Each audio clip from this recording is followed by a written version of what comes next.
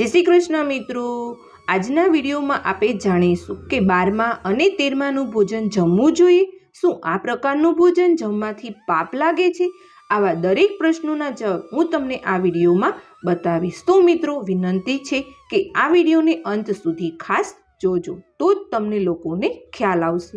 મિત્રો, આજકાલ 13માના દિવસ પછી મોટા ડિનરનું આયોજન કરવાનો ટ્રેન્ડ છે, જેમને આપણે મૃત્યુ ભોજન પણ કહીએ છીએ। આજે પૂજા અને તર્પણ પછી મોટાભાગના લોકો તેમની ક્ષમતાથી વધુ માત્ર બ્રાહ્મણોને જ નહીં પરંતુ સંબંધીઓને અને ગ્રામજનોને પણ ખોરાક ખવડાવે છે, તેમના મૃત સ્વજનોની આત્માને શાંતિ મળે એવી આશા સાથે। પરંતુ શું તમે જાણો છો કે આપણા ધર્મશાસ્ત્રોમાં આનો કોઈ પુરાવો નથી? તેમની પુણ્યતિથિ પર એક મોટો કાર્યક્રમ યોજવો જોઈએ, તો પછી મૃત્યુ થયા બાદ તે ખાવાની પ્રથા ક્યાંથી? આપણે 12મા અને 13માનું શું ખાઈને પાપ કરીએ છીએ અને પાપના ભાગીદાર બનીએ છીએ? આજના આ વિડીયોમાં આપણે સાથે મળીને તેના વિશે વિસ્તારપૂર્વક માહિતી જાણીશું।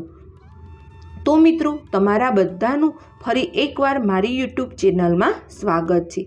જો હજુ સુધી મારી ચેનલને સબસ્ક્રાઈબ ના કરી હોય તો પહેલાં સબસ્ક્રાઈબ કરી વિનંતી છે। તો ચાલો જાણીએ, આગળ વાત કરીએ કે જેમ કે તમે બધા જાણો છો કે ગરુડ પુરાણમાં મનુષ્યના કર્મોનો હિસાબ મળે છે, જેમાં મૃત્યુ પછી આત્માનું શું થાય છે અને આત્મા કેવી રીતે સ્વર્ગમાં કે નરકમાં પ્રાપ્તિ કરે છે તે પણ જાણવામાં આવ્યું છે। આ સિવાય આ બધા પુરાણોમાં એક પણ જાણવા આવ્યું છે કે મૃત્યુના કિસ્સામાં પરિવારના સભ્યોએ શું કરવું જોઈએ। ગરુડ પુરાણ મુજબ જ્યારે કોઈ વ્યક્તિનું મૃત્યુ થાય છે તો તેના પરિવારના સભ્યોએ આત્માની શાંતિ માટે તર્પણ અને પૂજા કરવી જોઈએ અને તેમની યમલોકની યાત્રા પૂર્ણ કરવી જોઈએ, જેથી મૃતકની આત્માને આ મુશ્કેલ યાત્રાની શક્તિ મળે છે। હકીકતમાં જ્યારે આત્મા શરીર છોડી દે છે ત્યારે તે નિર્બળ બની જાય છે। આવી સ્થિતિમાં 12 દિવસ સુધી પરિવારના સભ્યો દ્વારા દાનમાં આપવામાં આવે છે। ભોજન ખાવાથી આત્માને ચાલવાની શક્તિ મળે છે। મૃત પછી 10 દિવસ સુધી દાન કરવામાં આવતા મૃત આત્માના શરીરને વિવિધ અંગો બને છે। 11મા અને 12મા દિવસે પિંડદાન સાથે શરીર પણ માંસ અને ચામડી રચાય છે।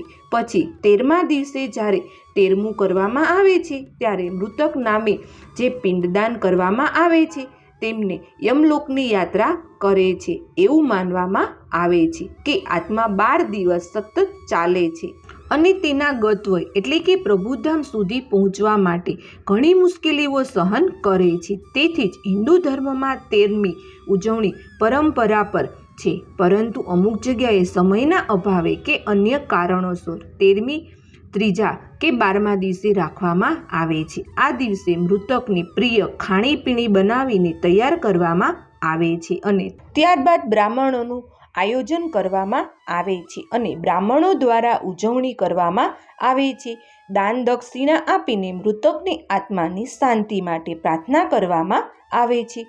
અહીં તમારી જાણકારી માટે તમને જણાવી દઈએ કે આજકાલ બ્રાહ્મણોને જ મૃતક ભોજન કરવામાં આવે છે, જે યોગ્ય નથી, કારણ કે બ્રહ્મ ભોજન બ્રાહ્મણોને જ આપવામાં આવે છે। સગા સંબંધીઓ અને ગામડાના માણસોને જ નહીં, ગરુડ પુરાણ અનુસાર મહાબ્રાહ્મણોને 11મા દિવસે અને 113 બ્રાહ્મણોને 13માના દિવસે અથવા તેમની ક્ષમતા મુજબ ભોજન આપવું જોઈએ।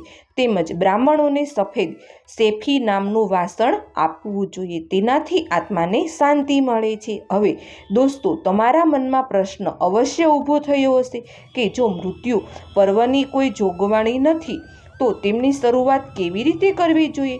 વાસ્તવમાં ગરુડ પુરાણમાં પણ પાઘડીની વિધિનો ઉલ્લેખ છે। પરિવારના વડનું મૃત્યુ થાય ત્યારે આ વિધિ કરવામાં આવે છે। આ પછી ઘરના નવા વડાની પસંદગી કરવામાં આવે છે અને પાઘડી, જેને દાસ્તા પણ કહેવાય છે, વિધિપૂર્વક ઘરના સૌથી વૃદ્ધ જીવિત પુરુષ સાથે બાંધવામાં આવે છે। રસમ પાઘડીની વિધિ અંતિમ સંસ્કારના ચોથા દિવસે કરવામાં આવે છે અથવા 13મના દિવસે કરવામાં આવે છે।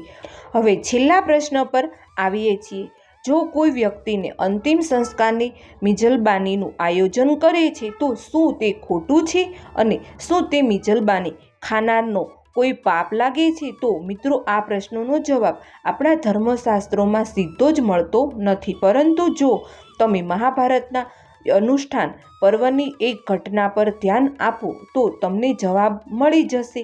વાસ્તવમાં મહાભારતના યુદ્ધ પહેલાં એવું થયું હતું કે શ્રી કૃષ્ણએ દુર્યોધનના ઘરે સંધિ કરવા ગયા હતા અને ભગવાન શ્રી કૃષ્ણએ દુર્યોધનને કોઈ પણ કિંમતે યુદ્ધ ન કરવાની સલાહ આપી. પરંતુ જ્યારે દુર્યોધન રાજી ન થયો ત્યારે શ્રી કૃષ્ણ ત્યાંથી પાછા ફરવા લાગ્યા. આવી સ્થિતિમાં દુર્યોધને શ્રી કૃષ્ણને ભોજન કરવા કહ્યું. ત્યારે શ્રી કૃષ્ણ બોલ્યા, શ્રી પ્રીતિ, ભોજન ત્યારે જ ખાવું જોઈએ જ્યારે ખવડાવનાર અને ખાનારનું હૃદય સ્પષ્ટ હો, પરંતુ જ્યારે બંનેના હૃદયમાં દુઃખ અને વેદના હોય તો આવી સ્થિતિમાં ક્યારેય ખોરાક ન લેવો જોઈએ.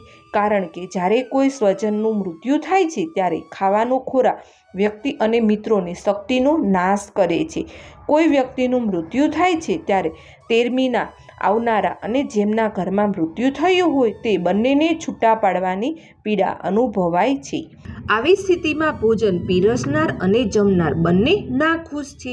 તેથી મૃત પૂર્વ અથવા તેરમના દિવસે ખોરાક ન લેવો જોઈએ. મિત્રો, અંતે હું એટલું જ કહેવા માગું છું કે આ દેખાવદેખીને ભરેલી દુનિયાનું મૃત્યુ પર્વ અને માત્ર એક જ પ્રકારનો દેખાડો છે જેનાથી લોકો લાખો રૂપિયા ખર્ચી રહ્યા છે. આ હતી મારી એક નાનકડી માહિતી. વિડીયો પસંદ આવ્યો તો લાઈક કરજો, શેર કરજો અને સબસ્ક્રાઈબ કરજો, જેથી અવનવા વિડીયો તમને મળતા રહેશે. જય શ્રી કૃષ્ણ મિત્રો.